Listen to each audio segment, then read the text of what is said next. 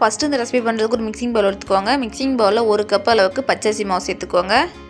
அடுத்தது இது கூட கொஞ்சம் கொஞ்சமாக தண்ணி சேர்த்து ஒரு தோசை மாவு பதத்துக்கு நல்லா மிக்ஸ் பண்ணி எடுத்துக்கோங்க.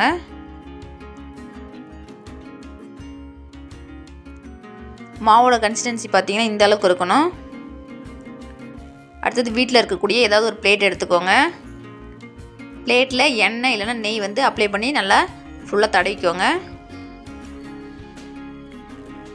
அப்போ தான் நம்ம அடை ப்ரிப்பேர் பண்ணும்போது அது வந்து தட்டில் ஒட்டாமல் நல்லா வரும் நமக்கு எடுக்கிறதுக்கு.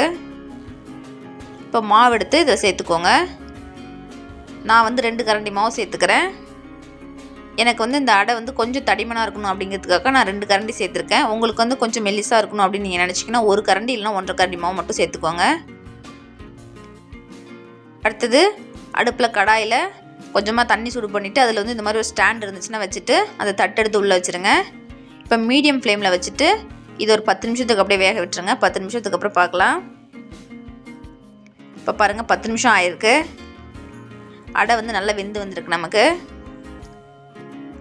இதை அப்படியே அடுப்பு ஆஃப் பண்ணிவிட்டு வெளியில் எடுத்து வச்சுருங்க. வெளியில் எடுத்து வச்சதுக்கப்புறம் ஒரு 10 நிமிஷம் அப்படியே ஃபுல்லாக ஆற விட்டுருங்க. 10 நிமிஷத்துக்கு அப்புறம் பார்க்கலாம். இப்போ மொத்தமாக 10 நிமிஷம் ஆயிருக்கு. அடை வந்து நல்லா ஆறி வந்திருக்கு. கத்தி வச்சு சின்ன சின்ன பீஸாக கட் பண்ணி எடுத்துக்கோங்க. இப்போ நம்ம அடையை வந்து கட் பண்ணி எடுத்தாச்சு. இது அப்படியே ஓரம் இருக்கட்டும். அடுத்தது அடுப்பு ஒரு கடாய் வச்சுருங்க. கடாயில் ஒரு 3/4 கப் அளவுக்கு வெல்லம் சேர்த்துக்கோங்க. 3/4 கப் வெல்லத்துக்கு 1 கப் அளவுக்கு தண்ணி சேர்த்துக்கோங்க. தண்ணி சேர்த்துட்டு அடுப்பு ஆன் பண்ணிவிட்டு கரண்டி வச்சு நல்லா மிக்ஸ் பண்ணி விட்டுக்கோங்க. இப்போ இந்த வெல்லம் வந்து முழுமையாக கரையட்டும். இந்த அடை பிரதமான வெல்லம் இல்லைன்னா நாட்டு சக்கரையில் தான் பண்ணணும். கண்டிப்பாக வெள்ளை சக்கரையில் பண்ணக்கூடாது. வெல்லம் நல்லா முழுமையாக கரைஞ்சிட்டு நல்லா கொதி வர ஆரம்பிச்சிருச்சு. இந்த ஸ்டேஜில் அடுப்பை வந்து ஃபுல்லாக சிம்மில் வச்சுட்டு நம்ம ரெடி பண்ணி வச்சுருக்கிற அடையை எடுத்து இதில் சேர்த்துருங்க. இந்த அடை வந்து கரைஞ்சி போகுமா அப்படின்னு கேட்டிங்கன்னா கண்டிப்பாக கரைஞ்சி போகாது.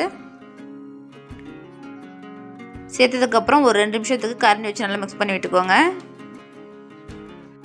அடுத்தது கூட 1 கிளாஸ் அளவுக்கு தேங்காய் பால் சேர்த்துக்கோங்க. இந்த தேங்காய் பால் பார்த்திங்கன்னா முதல் தேங்காய் பால் வந்து நல்லா திக்னஸாக இருக்கும். அதனால் வந்து இது 1 கிளாஸ் அளவுக்கு சேர்த்துருக்கேன். தேங்காய் பால் சேர்த்ததுக்கப்புறம் நல்லா இது வந்து கொதிக்கட்டும். அடுத்தது இது கூட 2வது தேங்காய் பால் வந்து ஒரு 1/2 கிளாஸ் அளவுக்கு சேர்த்துக்கோங்க. 2வது பால் வந்து கொஞ்சம் தண்ணியாக இருக்கும். சேர்த்துட்டு கரண்டி வச்சு நல்லா மிக்ஸ் பண்ணி விட்டுக்கோங்க. இந்த சமயத்தில் அடுப்பை நார்மல் ஃப்ளேமில் வச்சுட்டு ஒரு 5 நிமிஷத்துக்கு நல்லா கொதிக்க விடுங்க. அடுத்தது இன்னொரு அடுப்பில் ஒரு தடுக்கா பேன் சூடுபடுத்திக்கோங்க. தடுக்கா ஃபேனில் 2 டீஸ்பூன் அளவுக்கு நெய் சேர்த்துக்கோங்க. நெய் நல்லா சூடாகி உருகினதுக்கப்புறம் ஒரு கைப்பிடி அளவுக்கு கட் பண்ண தேங்காய் சேர்த்துக்கோங்க. அடுத்தது ஒரு கைப்பிடி அளவுக்கு முந்திரி பருப்பு சேர்த்துக்கோங்க. அடுத்தது கொஞ்சமாக கருப்பு உலர் திராட்சை சேர்த்துக்கோங்க. நான் வந்து கருப்பு உலர் திராட்சை சேர்த்துருக்கேன். உங்கள்கிட்ட சிவப்பு கலரில் இருந்துச்சுன்னா சிவப்பு கலர் கூட நீங்கள் சேர்த்துக்கலாம். இப்போ வந்து அடுப்பை வந்து ஃபுல்லாக சிம்மில் வச்சுட்டு ஒரு 5 நிமிஷம் வரைக்கும் இது நல்லா ஃபுல்லாக கலர் சேஞ்ச் ஆகிற முடிக்கும் நல்லா வறுத்து எடுத்துக்கோங்க. வந்து கலர் நல்லா சேஞ்ச் ஆகிருக்கு. நல்லா வறுபட்டுடுச்சு. இந்த ஸ்டேஜில் அடுப்பு ஆஃப் பண்ணிடுங்க. அடுப்பு ஆஃப் பண்ணிவிட்டு இதை அப்படியே எடுத்து நம்ம ரெடி பண்ணி வச்சுருக்க அடை பிரதமன் பாயசத்தில் அப்படியே சேர்த்துருங்க.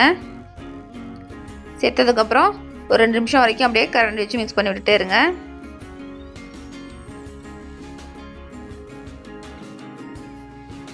ஏதாவது ஃபெஸ்டிவல் டைமில் இந்த பாயசத்தை கண்டிப்பாக வீட்டில் ஒரு தடவை செஞ்சு பாருங்கள். செஞ்சு பார்த்துட்டு டேஸ்ட் எப்படின்னு சொல்லிட்டு மறக்காமல் கமெண்டில் சொல்லுங்கள். அவ்வளோதான், சூப்பரான அடை பிரதமன் நமக்கு தயாராகிடுச்சு. இந்த ரெசிபிஸ் வீடியோ உங்களுக்கு பிடிச்சிருந்துச்சுன்னா மறக்காமல் ஒரு லைக் கொடுங்க. உங்கள் ஃப்ரெண்ட்ஸ் அண்ட் ஃபேமிலிக்கும் நிறைய ஷேர் பண்ணுங்கள். இதுக்கு முன்னாடி போட்டோ வீடியோஸ் எல்லாமே கீழே ப்ளேலிஸ்ட்டில் இருக்குது. வேணும்னா மறக்காமல் செக் பண்ணி பாருங்கள். மீண்டும் அடுத்து ஒரு இன்ட்ரெஸ்டிங்கான ரெசிபியில் சந்திக்கலாம். Thank you, bye bye.